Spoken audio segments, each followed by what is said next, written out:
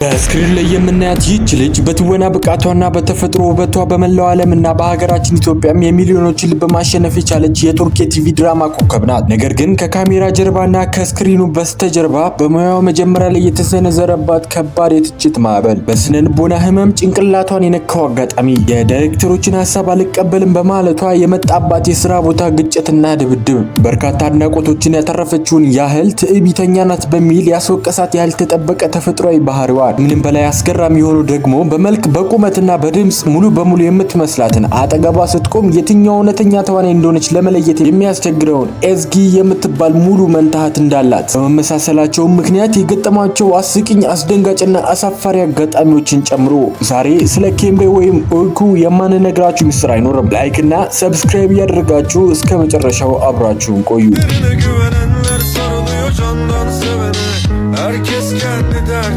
ኦይኩ የተወለደችው ኦገስት 20 ቀን 1990 ዓ.ም በቱርክ ትልቋ ከተማ ኢስታንቡል ውስጥ ነው። ነገር ግን ብዙዎች የማያውቁት አንድ አስገራሚ እውነት አለ። ኦይኩ ለብቻዋ ወደዚህ ምድር አልመጣችም።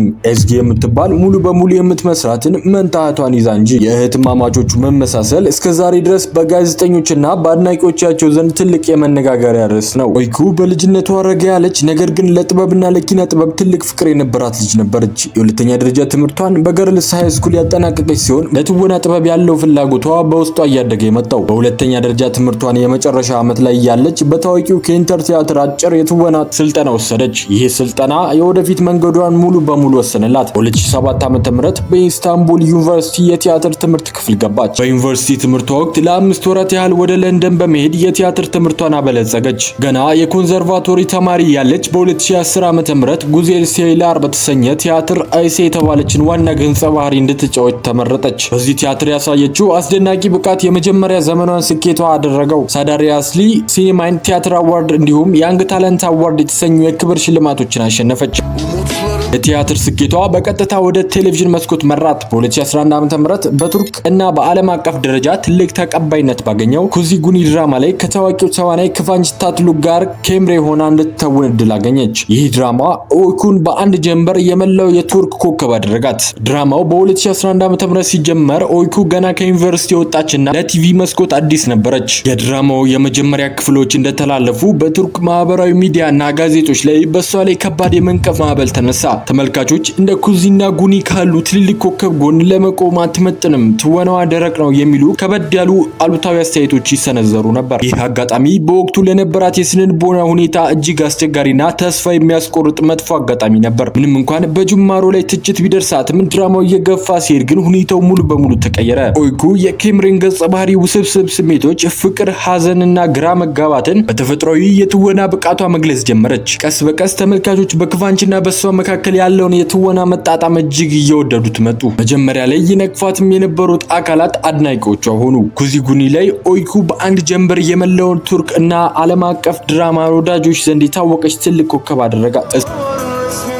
እሷና መንታህቷ ኤዝጊ በመልክ በመካከላቸው ምንም አይነት ልዩነት የላቸውም። ይህ መመሳሰል በስራ ቦታዋ በጋዜጠኞች ዘንድና በህዝብ መካከል ብዙ አስቂኝ፣ አሸማቃቂ፣ አስገራሚና አሳዛኝ አስደንጋጭ አጋጣሚዎችን ፈጥሯል። ታሪኩ የተከሰተው በታዋቂው የኩዚጉኒ ድራማ ላይ ነበር። ኦይኩ በዛ ወቅት እጅግ ስራ በዝቶባት የቀረጻ ቦታው ላይ ነበረች። እህቷ ኤዝጊ ደግሞ ኦይኩን ልትጠይቃትና ምግብ ልታደርስ ወደ ቀረጻ ቦታው ትመጣለች። ኤዝጊ ተራ ልብስ ለብሳ ወደ ስብስቡ ስትገባ የድራማው አሲስታንት ዳይሬክተርና የሜካፕ ባለሙያዎች ኦይኩ መስላቸው ይደነግጣሉ። ኦይኩ የት ነበርሽ? አሁን ልብስሽን አልቀየርሽም? ዳይሬክተሩ እየጠበቀሽ ነው፣ ቀረጻ ሊጀመር ነው እያሉ ይጮሁባታል። ኤዝጊ እየሳቀች እኔ ኦይኩ አይደለሁም እህቷ ነኝ ብትላቸውም በየቀኑ የምታደርጊውን ቀልድ ዛሬ አትድገሚብን፣ በፍጥነት ወደ ሜካፕ ክፍል ግቢ በማለት በግድ ወደ ሜካፕ ክፍል ሊወስዷ ሲታገሉ እውነተኛዋ ኦይኩ ከሌላ ክፍል በቲያትር ልብሷ ብቅ ትላለች። ቦታው የነበሩ ሰራተኞችም በሙሉ ንጋጤና ሳቅ ተደባልቆባቸው የመላውንም ስብስብ አባላት አስፈንቃለች። በ2017 ዓ.ም በካልፓታሲ ሄርት ቢት ድራማ ላይ ጎልካን አልካልጋድ በዶክተር ኢሊልድ ኤርዳም ገጸ ባህሪ ቀረበች። ድራማ በዓለም ዙሪያ በሚሊዮኖች የሚቆጠሩ አድናቂዎችን አፈራላት። ኦይኩ በቴሌቪዥን ድራማዎች ብቻ አልተወሰነችም። በሲኒማ ፊልሞችም ቢሆን ጠንካራ ገጸ ባህሪትን መርጣ ተውናለች። በ2015 ቡላቲን እና በ2017 ቢርሴ በተሰኙ ፊልሞች ላይ ተሳትፋለች። ነገር ግን በ2020 ዓ.ም በኔትፍሊክስ ላይ የቀረበው ኢቶስ የተሰኘው ሚኒ ሲሪየስ የትወና ጥበቧን ወደ አዲስ ማዕረግ አሸጋገረ። የተናገረው። መርየም የተባለች የጽዳት ሰራተኛ ገጸ ባህሪ የትወና መንገድ፣ የአነጋገር ዘይቤዋና የስሜት መገለጫዋ በዓለም አቀፍ ደረጃ ከፍተኛ ሙገሳን አስገኝቶላታል። ስለ ኦይኩ ካራየል የግል ሕይወት ስናነሳ ከቱርክ ታዋቂ የሮክ ሙዚቀኛ ገጣሚና በ2012 ዓ.ም ቱርክን በዩሮቪዥን ወክሎ ከተወዳደረው ካን ቦናም ጋር ያላትን ሕይወት ማንሳት ግድ ይለናል። ሁለቱ ጥንዶች በ2017 ዓ.ም አካባቢ ነበር ፍቅራቸውን በይፋ ያስተዋወቁት። የሁለቱም ስብዕና እጅግ የተለየ ነበር። ካን ቦናም በሙዚቃው ዓለም እጅግ ተናጋሪ፣ ድራማቲክና በንቅሳት የተሸፈነ ክፍት ስብዕና ያለው ሰው ነው። ኦይኩ ካራየል ረጋ ያለች አነስተኛ ንግግር የምታደርግና ራሷን የምታረቅ ናት። ነገር ግን ይህ የተቃራኒዎች መሳሳብ ፍቅራቸውን እጅግ ጠንካራ አደረገው። ካን ቦናም ለኦይኩ በርካታ የፍቅር ግጥሞችንና ዘፈኖችን ጽፎላታል።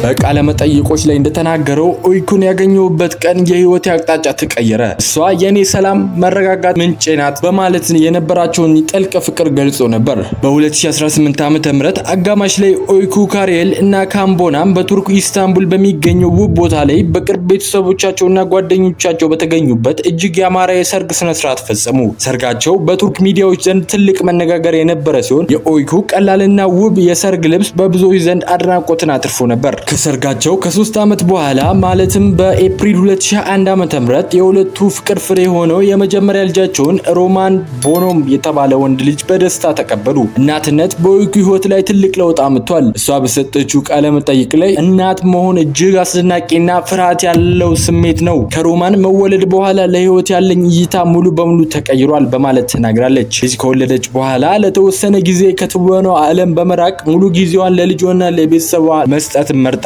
በዚህም ጊዜ ክብደትን ጨምራም ነበረ። ሰው ናትና ከአንዳንድ ነቀፌታዎችም አታመልጥም።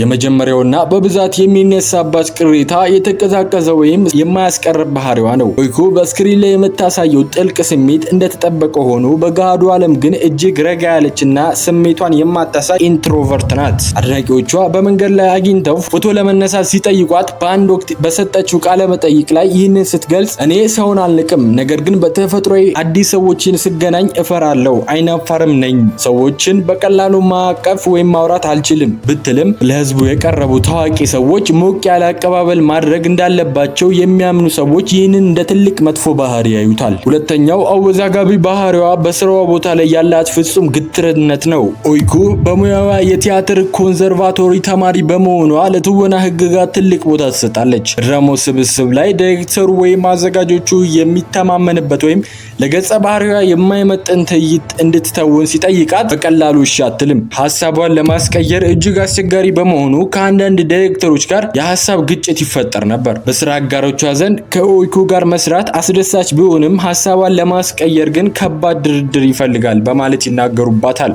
ይህ ግትርነቷ አንዳንዴ የቀረጻ ሂደቱን ያዘገኘዋል በሚል ይነቀፋል። እንግዲህ ተመልካቾቼ ኦይኩ ካራየል በሙያዋ ድንቅ ተዋናይ ብትሆንም የተቀዛቀዘ ባህሪዋ ከመገናኛ ብዙሃን ጋር ያላት ርቀትና የነበረባት ግትርነት ከካሜራ ጀርባ ያሉ ፈታኝ ጎኖቿ ናቸው። እነዚህ ባህሪያት ስትሰሙ እንደ ግልጽነቷ ጥንካሬ ነው የምታዩት ወይስ እንደ መጥፎ ባህሪዋ? ሐሳባችሁን ከታች በኮሜንት መስጫው ላይ አጋሩን። ይህንን ቪዲዮ ላይክ ካላደረጋችሁ ላይክ እና ቻናሉን ሰብስክራይብ ማድረግ እንዳትረሱ።